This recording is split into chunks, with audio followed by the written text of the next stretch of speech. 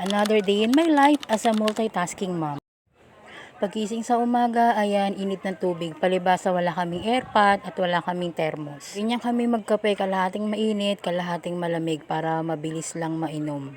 Yan, ganyan lang almusal namin. Tinapay, kape lang, ganyan.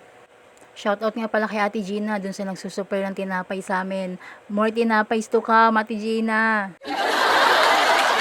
Kailangan talaga natin mag-almusal tuwing umaga kasi sabi nga nila, the most important meal of the day is yung breakfast. At ayan nga, habang kumakain ako dyan, napapamuni-muni ako. Naiisip ko nga, gusto ko nang ubusin yung tinapay. Kaso naisip ko nga, ay, may mga anak pa pala ako nakakain, hindi lang pala ako ang camel na gutom. So, ayun nga, pagtapos kong kumain, nagsimula na akong magligpit ng higaan dyan. O, diba, ang daming kalat. May anak ka nga malalaki pero hindi naman matiklop yung mga kumot. Ang dami-daming kumot, hindi naman lahat nagagamit. O, diba, pati yung cover ng kama, ginawa nilang kumot. Ay nako, maaga talaga ako magkakauban dito sa mga anak ko.